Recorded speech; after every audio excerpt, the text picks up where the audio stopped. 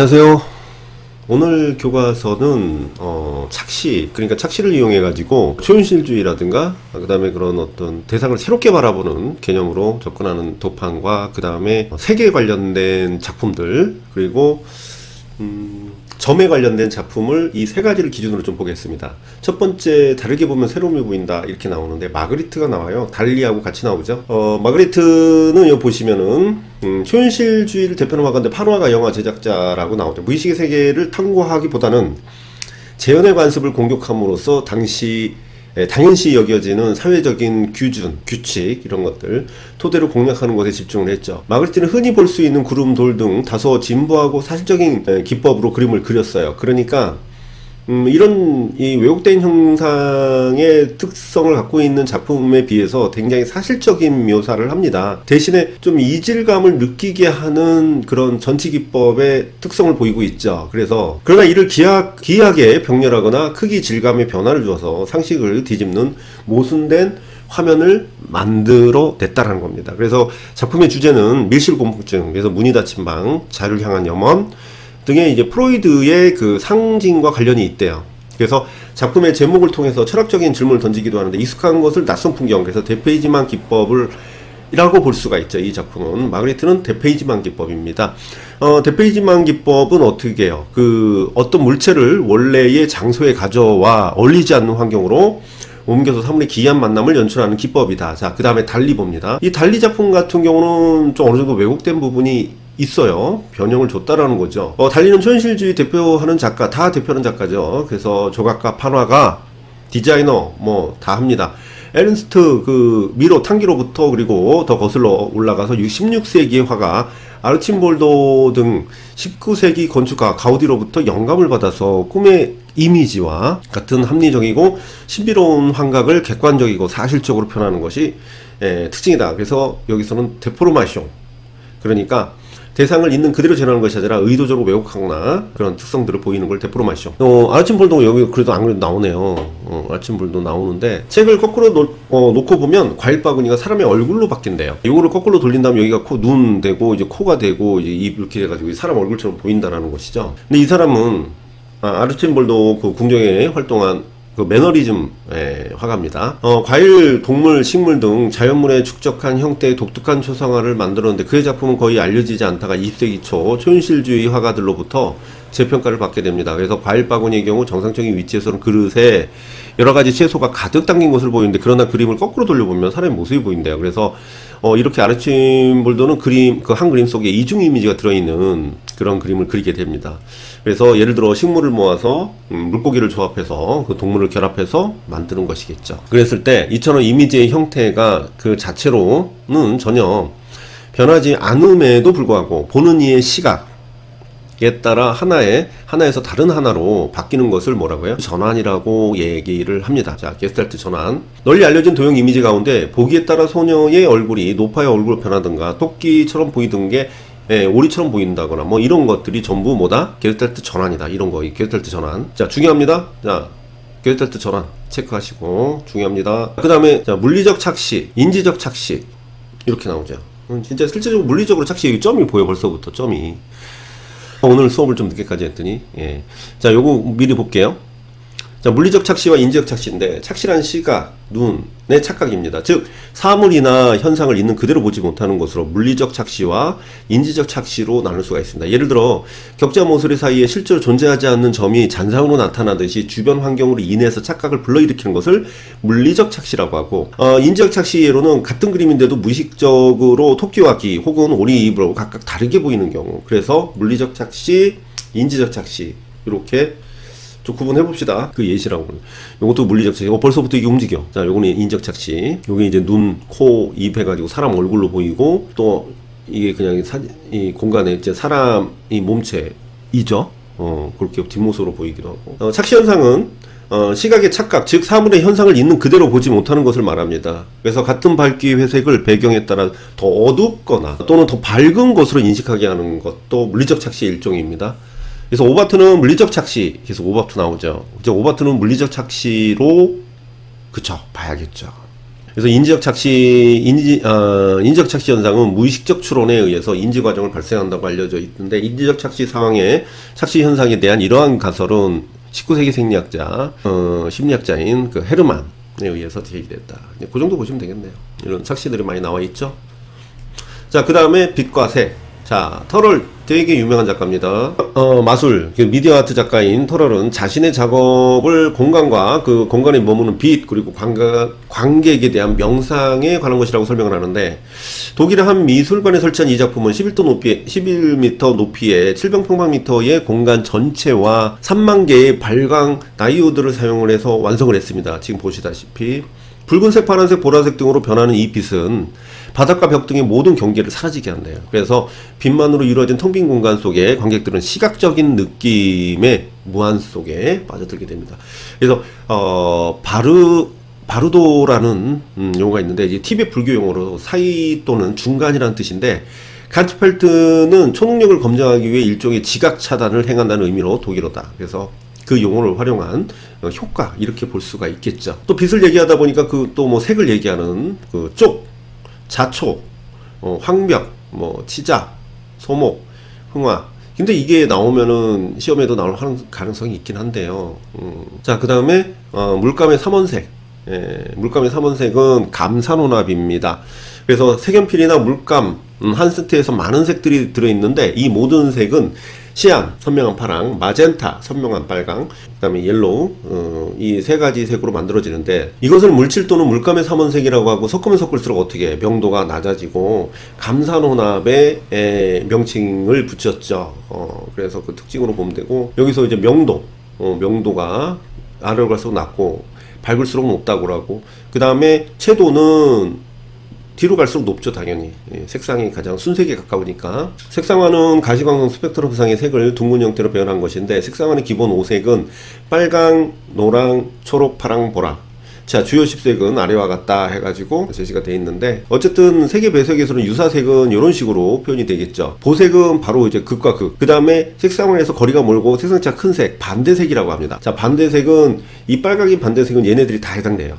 기억하시고요. 자, 그 다음에 크랙도 되게 유명한 작가니까 알고 있어야 됩니다. 그래서 이 플라스틱 폐기물을 가지고 표현을 한 건데, 특수과학고등학교를 졸업하고 뒤늦게 로열 컬리지 오브 아트의 조각을 전공한 작가는 이후 30년 이상 독일에 머물고 있는데, 1980년 버려진 플라스틱 조각, 버려진 플라스틱 조각을 이용해 작업에 주목을 받으면서 곰니, 카포 등과 영국 조각의 새로운 세대를 이끌고 있다. 그래서 현대의 과도한 소비 사회를 대표하는 플라스틱 병 등을 폐품을 모아서 하나의 유기적 형상을 만들어내는, 근데 그 유기적 형상이 결국 색으로 이렇게 통일감을 줬어요. 그의 작업은 인간의 물질 또는 문명과 자연의 관계에 대해서 사유를 불러일으킨다. 그래서 폐품을 이용한 겁니다. 그래서 환경, 특히 플라스틱에 대한 경고.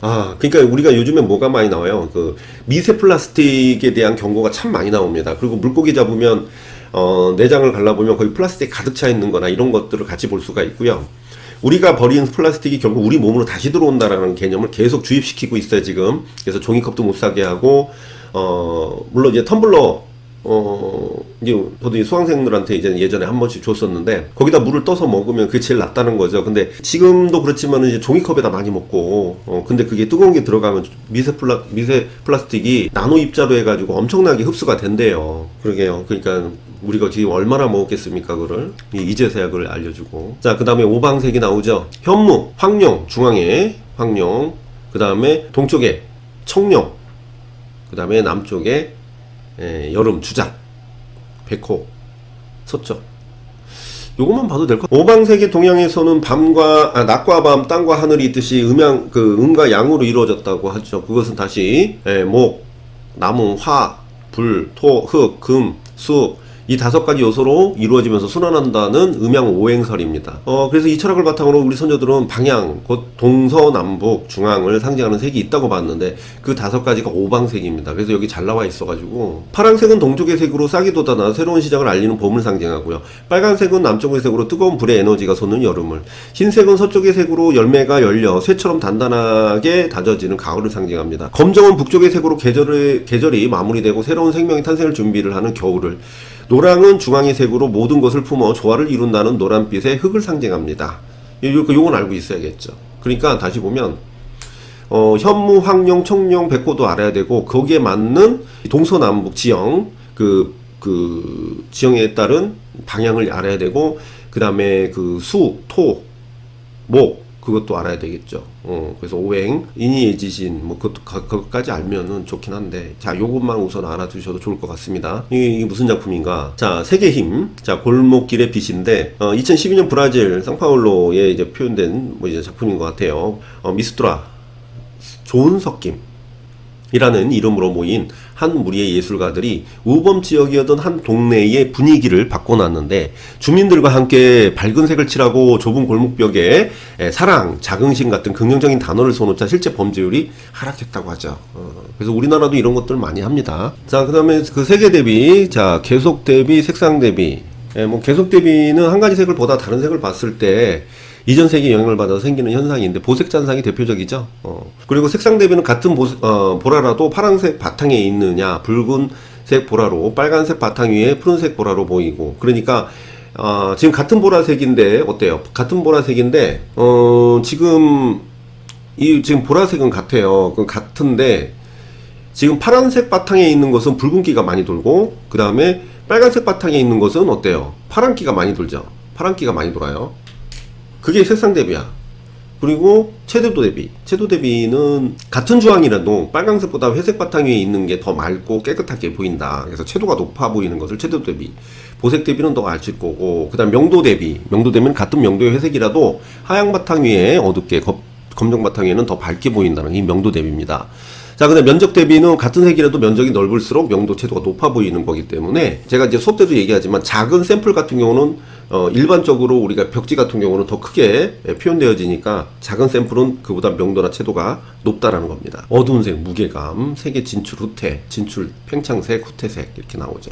색의 기능은 명시성이 있습니다. 두 색을 대비시켰을 때 멀리서도 잘 보이는 색의 성질인데 명도, 채도, 색상 차이가 클 때 명시성이 높아져요. 검정과 노랑이. 주목성은 자극이 강한 색이죠. 그러니까 빨간색 자체가 자극이 강하니까 그걸로 우리가 색을 감지할 수가 있다. 자, 점으로부터가 있죠.